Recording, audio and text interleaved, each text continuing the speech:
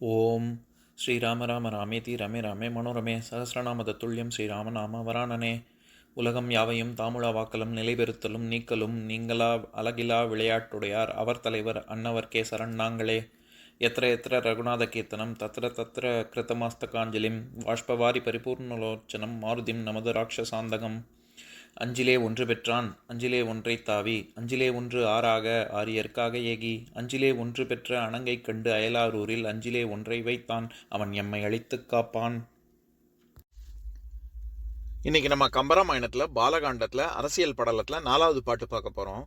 தாயொக்கும் அன்பின் தவமொக்கும் நலம் பயப்பின் சேயொக்கும் முன்னின்று ஒரு செல்கதி உய்க்கும் நீரால் நோயொக்கும் எண்ணின் மருந்தொக்கும் நுணங்கு கேள்வி ஆய புகுங்கால் அறிவு ஒக்கும் எவர்க்கும் அண்ணான். இதான் பாட்டு. இப்போ பதம் பிரித்து பொருள் பார்க்கலாம். அண்ணான், இப்போ நம்ம இந்த பாட்டில் தசரதனுடைய பெருமைகளை தானே பார்த்துட்டு வரோம்.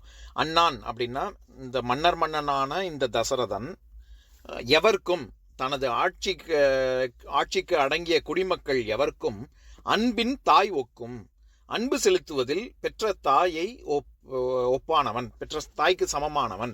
நலம் பயப்பின் தவம் ஒக்கும், நன்மை செய்வதில் தவத்தை போன்றவன். ஏன்னா செய்யும் தவம் என்னைக்குமே அந்த தவத்துக்கான ஒரு பயனை கொடுக்காம விடவே விடாது. அதனால நலம் பயப்பின் தவம் ஒக்கும் அப்படின்னு சொல்றார். முன்னின்று ஒரு செல்கதி உய்க்கும் நீரான், தாய் தந்தையரின் கடைசி காலத்தில் செல்கதி அப்படின்னா அவங்க கடைசி காலத்தில் முன்னே நின்று இறுதி சடங்குகளை செய்து அவர்களை நற்கதியில் சேரச் செய்யும் தன்மையினால், இந்த இடத்துல நீரான் அப்படின்னு நீர் அப்படின்னு வர்ற இடத்துல தண்ணியை குறிக்காது. அது அந்த தன்மை, நீர்மைன்னா தன்மைன்னு ஒரு அர்த்தம் இருக்கு. நம்ம திருக்குறளில் வான் சிறப்புல 7வது குறள்ல நெடுங்கடலும் தன் நீர்மை குன்றும் தடிந்தெழிலி தான் நல்காது ஆகிவிடின் அப்படின்னு ஒரு குறள் இருக்குல்ல. அதுல நெடுங்கடலும் தன் இயல்பு குன்றும் அப்படின்னு பரிமேலழகர் சொல்லியிருப்பாரு. அதனால நீர்மைன்னா இயல்பு தன்மை அப்படின்னு அர்த்தம் இருக்கு.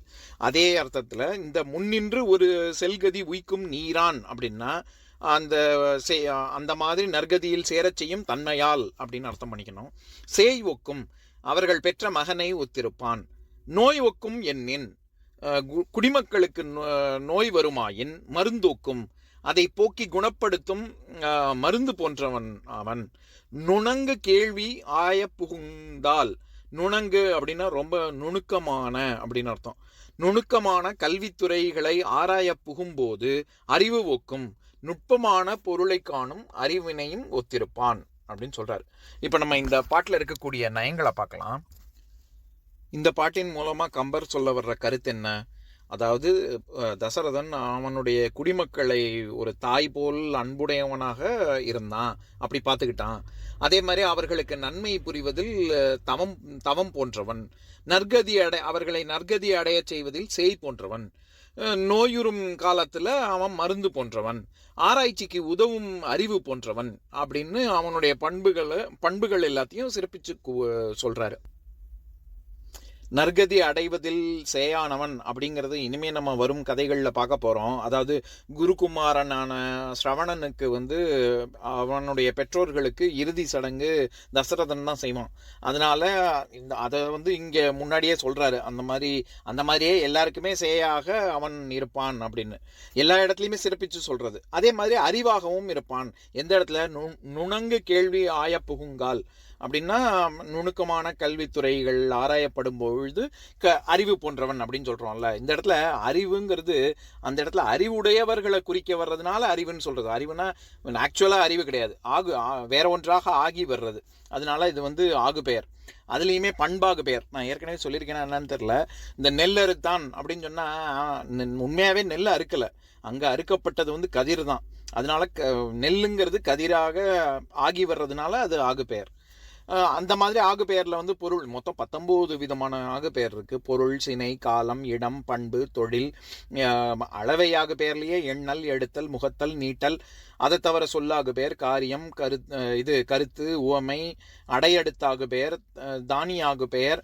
இதை தவிர நான் ஏற்கனவே உதாரணம் சொல்லியிருக்கேன்னு நினைக்கிறேன். அதாவது மல்லிகை அப்படின்னு சொன்னா மல்லிகை செடியா, மல்லிகை பூவா, மல்லிகை தண்டா அல்லது மல்லிகை இலையா, அது எல்லாமாகவும் 2-3 சேர்ந்து ஒரே சமயத்தில் 2-3 அர்த்தம் பண்ணக்கூடிய மாதிரி வந்தால் அது இருபடி ஆகு பெயர், மும்மடி ஆகு பெயர், 3 விதமாகவும் அர்த்தம் பண்ணலாம்.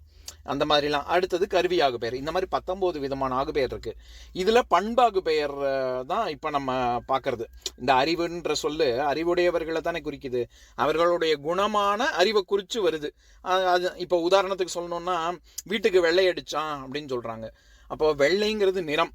ஆனா இங்க வெள்ளைங்கிறது எதை குறிக்குது? சுண்ணாம்பை குறிக்குது. ஏன்னா சுண்ணாம்போடைய நிறத்தை வச்சு அதை அடையாளப்படுத்துறாங்க, வேற ஒன்றாக ஆகி வருது இல்ல. இந்த இடத்துல வெள்ளைங்கிறது வெள்ளையாக இல்லாமல் ஒன்று பண்பு, சுண்ணாம்பினுடைய பண்பை வைத்துக்கொண்டு வேறொன்றாக ஆகி வர்றதுனால இந்த இடத்துல வெள்ளைங்கிறது பண்பாகு பெயர். அந்த மாதிரி அறிவு ஒக்கும் அப்படின்னு சொன்னா இந்த இடத்துல அறிவை மட்டும் சொல்லல, அவங்க அறிவுடையவர்களை சொல்றதுனால இந்த இடத்துல குணமாகு பெயர் இல்லாட்டி பண்பாகு பெயர் ரெண்டும் ஒன்று.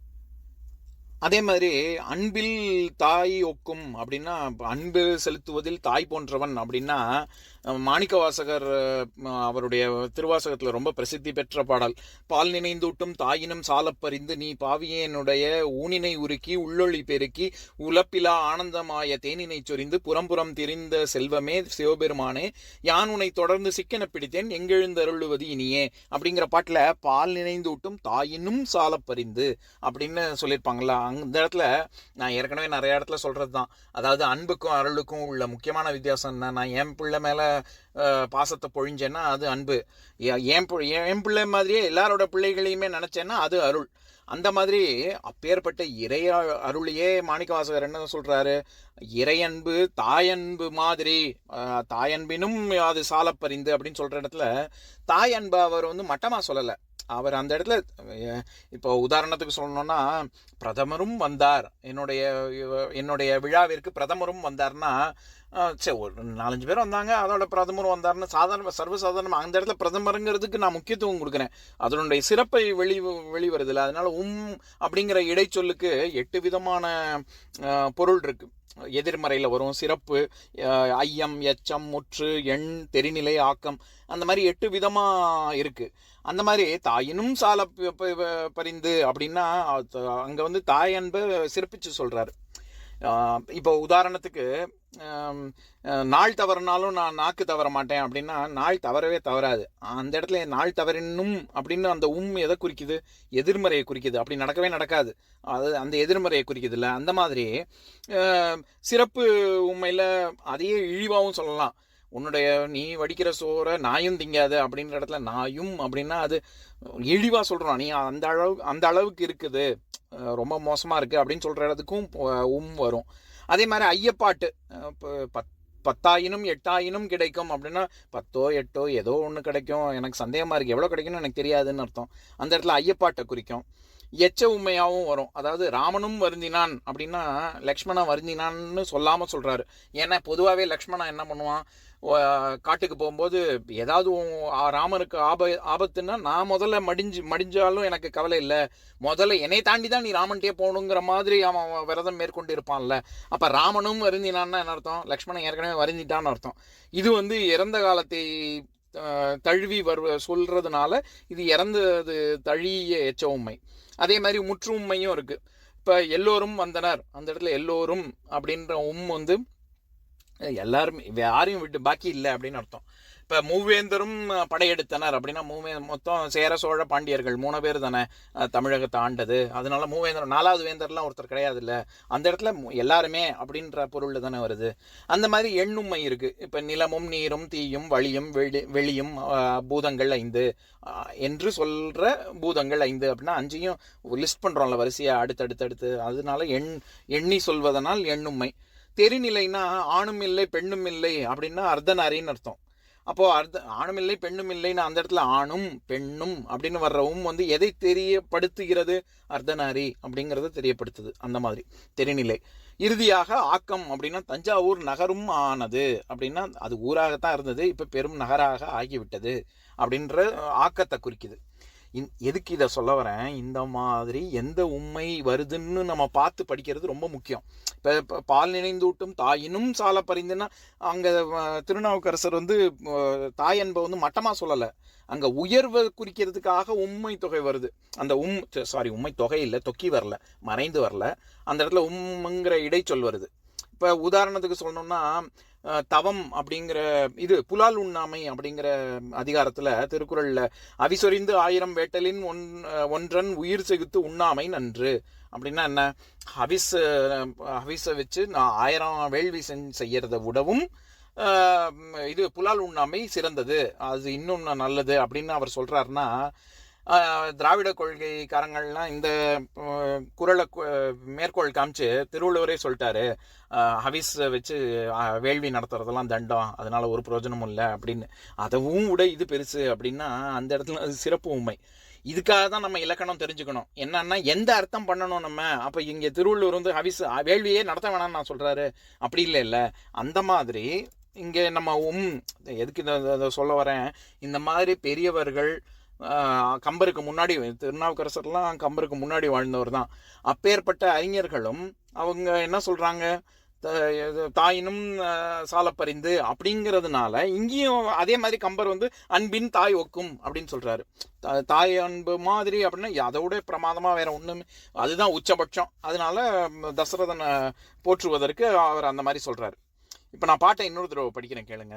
தாயொக்கும் அன்பின் தவமொக்கும் நலம் பயப்பின் சேயொக்கும் முன்னின்று ஒரு செல்கதி உய்க்கும் நீரால் நோயொக்கும் எண்ணின் மருந்தொக்கும் நுணங்கு கேள்வி ஆய புகுங்கால் அறிவு ஒக்கும் எவர்க்கும் அண்ணான். இன்னொரு நாள் இன்னொரு பாட்டு பார்க்கலாம். ஓம் சாந்தாகாரம் புஜகசயனம் பத்மநாபம் சுரேஷம் விஸ்வாதாரம் ககனசத்ருசம் மேகவர்ணம் சுபாங்கம் லக்ஷ்மீகாந்தம் கமலநயனம் யோகி ஹிருத்யானகம்யம் வந்தே விஷ்ணும் பவபயஹரம் சர்வலோகைகநாதம். உம்பரோடு இம்பர்காரும் உலகம் ஓர் ஏழும் ஏழும் எம்பெருமான் என்று ஏத்தி இறைஞ்சி நின்று ஏவல் செய்ய தம்பியரோடும் தானும் தருமமும் தரணி காத்தான் அம்பரத்து அனந்தர் நீங்கி அயோத்தியில் வந்த வள்ளல். ஓம் பூர்ணமதః பூர்ணமிதம் பூர்ணாத் பூர்ணமுதஸ்யதே பூர்ணஸ்ய பூர்ணமாதாய பூர்ணமேவாவசிஷ்யதே. ஓம் சாந்தி சாந்தி சாந்திः. ஓம் சர்வேஷாம் ஸ்வஸ்திர்பவது சர்வேஷாம் சாந்திர்பவது சர்வேஷாம் பூர்ணம் பவது சர்வேஷாம் மங்களம் பவது.